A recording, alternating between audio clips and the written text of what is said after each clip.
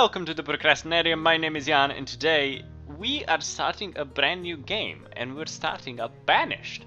Yes, Banished was released yesterday. It was a game that I've wanted for so long. I'm gonna lower the music volume just a little bit. It's a game that I've wanted to play for so long. I've watched it being developed over the past, I think I found it about a year ago, and I've watched it being developed over a year ago. It was developed by Shining Rock Software. But that is basically just one dude, and I think his name is Luke, and I don't know how he made this game on his own. I would never be capable of making a game like this on my own, but this game is absolutely amazing, and I'm pretty sure you guys will love it just as much as I do. Now, the game itself, when you buy it, it's $19, so that's about 15 euros. Just under 15 euros. I think it's like 14 euros and 50 cents, something like that. Don't know how many pounds, sorry. But it's quite a cheap game, and when you download it, you kind of look at the install and you're like, this is only 100 megs. I mean, doesn't seem that big, but it is. The game itself is amazingly awesome. There have been a few YouTubers who were lucky enough to get preview copies of it before its actual release and have been making YouTube videos on them. I've been watching them, I've been loving them, I've been yelling at the screen at them. It was fantastic. But now I finally got my hands on it, and I'm starting up a new series. Now, today, this is instead of Evil Genius, but it will return to normal schedule again. Banished will be Monday and Friday, while Evil Genius will continue being Wednesday and Saturday. The rest will be EU4 like it was before. But yes, back to Banished. Now, what is Banished? Banished is basically a city building game, but not a strictly one. It's kind of a city building / survival kind of game. Depending on which options you choose, and we'll look at those in a little bit, you get a certain number of people that you have to keep alive and not die during the winter, more or less, or at any other time of starvation, other various forms of death. But it's kind of about survival, and it isn't the typical kind of building game. It's not like SimCity, because SimCity has a lot of people in it. It's more of a grand scale. It's not so on such a small scale, because with Banished it's more of like a village scale. You start with like 20 people. I've seen people go up to 300-400 people, and it's still a much smaller scale, and you keep them alive and make sure you have enough food sources, and make sure to keep them happy, and trade for new sources. It's an interesting kind of dynamic. The other thing is that when you have people, and people have to, two different people have to have a house to reproduce. It's no just plop down a house, get 5 people. It doesn't work that way, which I think is rather fantastic. And you also have to find the balance between growing your community too quick or too slow, and letting it die down and stuff like that. It's a very, very interesting game and a very, very interesting dynamic. Now, I've played through the tutorials. We're not going to go through them in-game. The tutorials are actually quite extensive. They quite take a while. There's a little bit of reading, but they kind of explain the game really, really well. At least I thought they explained the game really, really well. And we're actually we're first gonna take a look at the options. The options screen is actually very, very simple. I was just in the audio screen, but you have your standard options, edge scrolling. You can clip mouse to window, which I'm not quite sure what it does, so I left it off. You can auto slow down on disasters. I put it into Celsius because we use Celsius and I prefer Celsius. You can show weather effects. We're actually going to turn that off after this episode, because while the weather effects are really, really nice, when you're recording, I think they get a little bit in the way. Status icons, we need those. I'll show you what they are. Pause when not focused. Not sure what that does. We're also going to change the autosave timer to 20 minutes. So once it kind of autosaves in the top left corner, I think it's in the top left corner, I'll kind of see, oh, it's 20 minutes over, time to end an episode. Status icons are best, we're going to leave it. I also scaled up the user interface because otherwise you guys can't see it that well. In the video settings, the game actually can run on DirectX 9 or 11. I put it on 11. Of course, full HD. VSync, full screen, anti-aliasing goes up to 8, but I've noticed that if I record and have it up to 8, it's an issue. The same with texture filtering. I put the shadow resolutions, shadow quality, and reflections to as high as possible. The audio settings you already saw. It's just basically, there are a few different ones. UI, music, effects, and ambient. I've scaled them down to a point where I think they're okay, and then yeah, the standard thing. I'm actually going to see if I can change the toggles for rotating structures.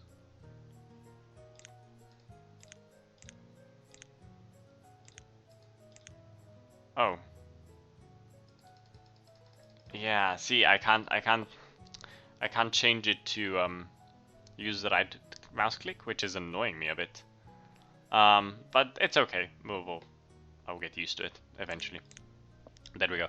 And we're actually just gonna go in after we look at the achievements and start a new one. Now the achievements, there are a bunch of achievements. We're gonna get them as we go.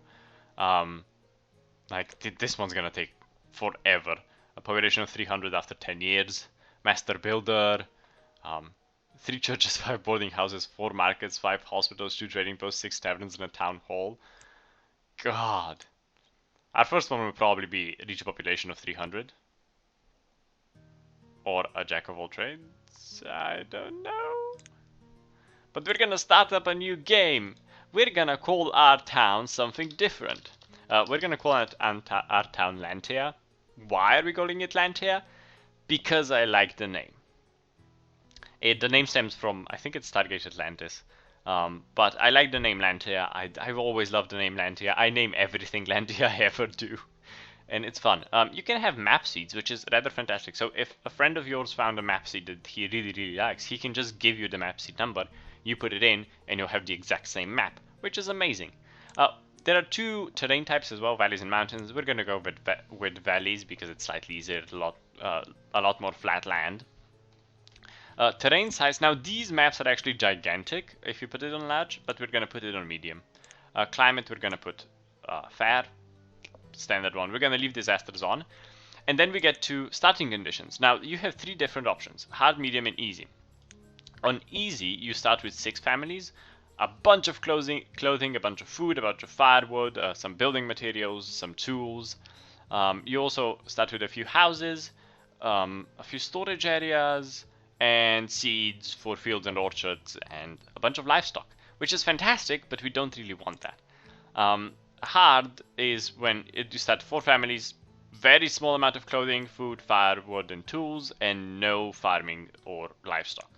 And with medium, you start with 5 families, clothing, food, firewood, tools, and construction materials are provided, well, to a supply, to a limit, and you get a storage barn and a few seeds for fields and orchards. Now, I don't know. I think we're actually going to start on medium.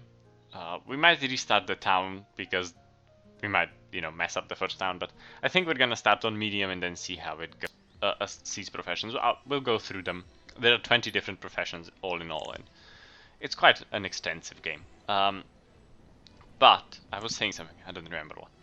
But yeah, we started with a bunch of firewood, iron logs, and stuff like that. We also have 15 people, so we need 5 houses for them, for example. And we seem to have started a bit inland, which I'm not really sure I like.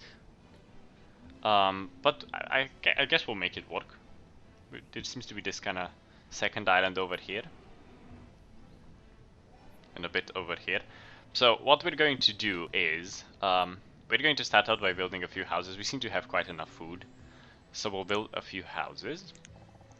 And you have 2 types of houses. You have 2 types of houses. You either have a wooden house or a stone house, and then a boarding house. The boarding houses are big and take up a lot of land, but we're gonna start out with a few wooden houses, and we're gonna. I can't get used to these rotate buttons. They're R and T by default, and you can change them to other buttons, but I'm so used to the right clicking, it just doesn't work for me. What we're actually going to do is, we're going to leave the game paused, and we're going to put in a fisherman over here. If I can fit him in somewhere. Like that? Does he go in like that? Yes, he does. We'll put a fisherman in there. We're also going to assign 2 builders. And then we're going to assign 4 fishermen, I think it is. Should be okay. 4 fishermen should be good enough. And we will get a road going from the fishermen. We're gonna put it in a straight line. to here somewhere, and then into town, like that. That's fantastic, and we'll actually put a house right next to the fisherman. Why will we put a house right next to the fisherman? Well, how this game seems to work is that, actually, we're not going to put it right next to the fisherman, we're going to put it over here, but how this game works is you get, what was I going to say? I was going to say something, wasn't I? I actually put the first house wrong. We're going to remove that house.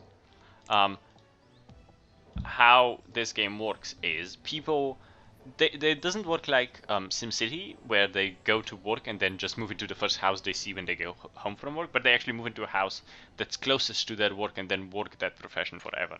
Now, a few people should actually get question marks above their heads in a minute, because it just means that they that what their profession isn't there, basically. We're also going to put another food supply thingy in here, and we're going to put a gatherer's hut right behind here somewhere. Where will I sit here? Well, it's a difficult place to put anything, but if we put them over here, they should be okay. Put them in like this. Why did I put in a gatherer's hut? Well, the gatherer's hut is also going to gather different kind of berries and stuff like that, so that will be really good for us. I can unpause with space. Fantastic.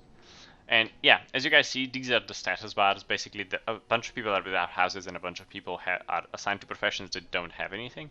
Now, we have a very early spring at the moment, and it's snow. There's snow, which is bad. We don't want snow. We're also going to assign 2 gatherers.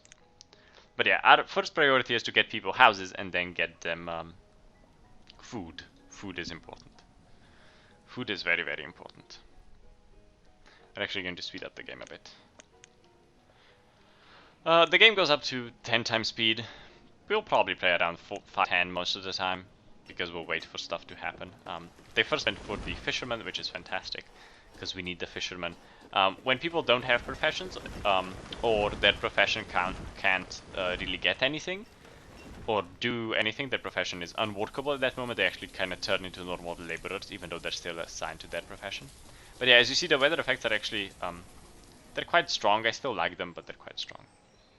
But yeah, the fisherman's hut was built. It didn't take that long. Actually took no time at all. But that was constructed, and we're actually going to need a lot more trees, so I'm gonna tell the rest of our workers at the moment to just, this is the clear cut one, isn't it? Just gonna have them clear cut this kind of area over here. The town will probably expand that way anyways. Or not actually. Have them clear cut this area. Like that. And our laborers will go and clear cut that and put stuff into storage, where they will, yeah, then gather it. But as you see, the first house is built. They're gonna get an inventory, they're gonna get some firewood, some potatoes and stuff like that, which is really important. We are also, one of the things we're going to start out with is get our people a, this is the resource production one, a woodcutter, which will cut normal wood into firewood, which is awesome. Also gonna continue building our roads around a bit. Yeah, I think it will be like that, and then that way. They don't always use roads, but they use roads if it's the fastest mean of transport. And we're actually gonna turn off the weather. I don't like the weather. I mean, I like the weather. It's just not good if you're recording. Where is it? There we go.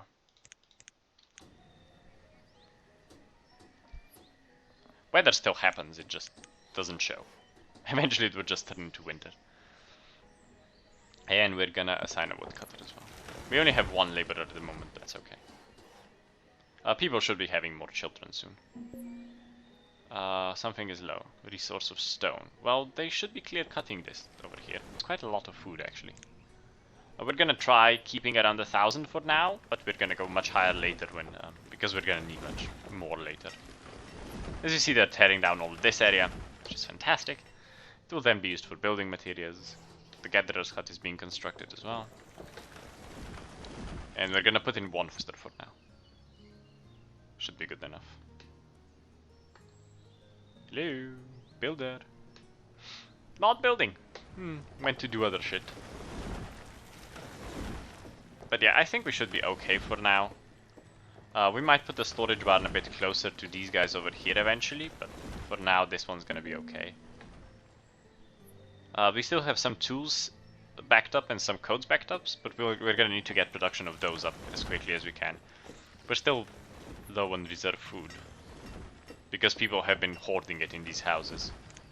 They have a lot of in their houses, but they're kind of hoarders. It's what happens. See, these people have 298 potatoes. I don't have that many potatoes in my house. Yeah, but these people like to hoard their food a lot. But the fisherman is down here. Might actually put a house right next to him. So that they can... they took out all the food. Put a house right next to here so the fisherman can move a bit closer. Be a bit more efficient. But that will happen in a moment. Is that gatherer's hut up? It is! The gatherers will now also produce food. We only have 2 out of 4. Should be enough though. They produce quite a bit of food as well throughout the season. Why did we put a forester over here? Well, the forester, it will produce wood. It will chop down trees and produce wood, which is awesome because we need wood. Where did we put it? Over here? But they will also go in and actually didn't put it in a good spot, did we? We're gonna do that. We're gonna move the foresters around a bit. Gonna put him a bit towards over here. Actually on this side. Just so that they produce a bit more. But what they will do is they will pick up all these rocks and iron. These are iron and these are rocks. They will pick up all these rocks and iron and put them in the storage area. But they will also cut down wood and replant wood as well, which is awesome because the how the gatherer's hut seems to work is they need a they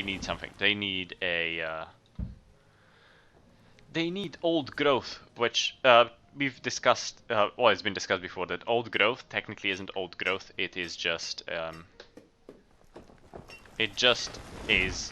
trees that are mature trees, which are full-grown trees, basically. Gonna put this line down this way, and those are getting removed anyways. So for now, we're gonna put it over there, and then we'll connect it up to the town. I'm gonna try to build this town as aesthetically pleasing as I can, but it might not always be possible. Why do we have 2 woodcutters assigned? We only need 1. Or was that builders? Oh, that was builders. We have 2 laborers already, which means that some of our children became... Yeah, our storage thingy is full. That's a first. Huh. I'll leave it as it is. They'll put stuff next to it. It's fine. The reserve of food is low. It's not that low. It's okay. They're doing okay as well, aren't they? Yeah, they are. We'll put a little storage area over here as well. Kinda in this little corner.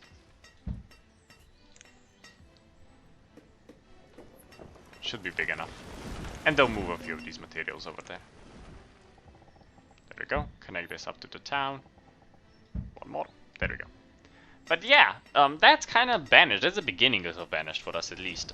For some reason this woodcutter is not getting built. But they will eventually get built.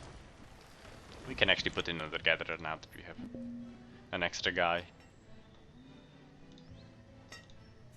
Yeah, I know the reserve of firewood is low, but I can't do anything because you're not building the woodcutter. Build, woodcutter, build! But yeah, that's kind of the first look at Banished. We're gonna play a lot more Banished. I really like this game. I'm actually just gonna go and record another episode after this one, just so that I have everything prepared for this week. But this is Banished. I hope you guys will enjoy Banished as much as I have. Well, as much as I seem to enjoy it so far, and I haven't been playing that much of it. But the game itself is really good, and I'm really looking forward to play it with you guys and kind of see how the town goes. I will also like your suggestions on how you want to see the town go, what you want me to build. have any suggestions on how to make things better. Notice things that I don't, because sometimes when you record you don't really notice things as you go. But yeah, it's a really, really fun game. I hope you guys enjoyed this episode. If you did, don't forget to like, comment, subscribe, and share it with your friends. And until next time, bye bye.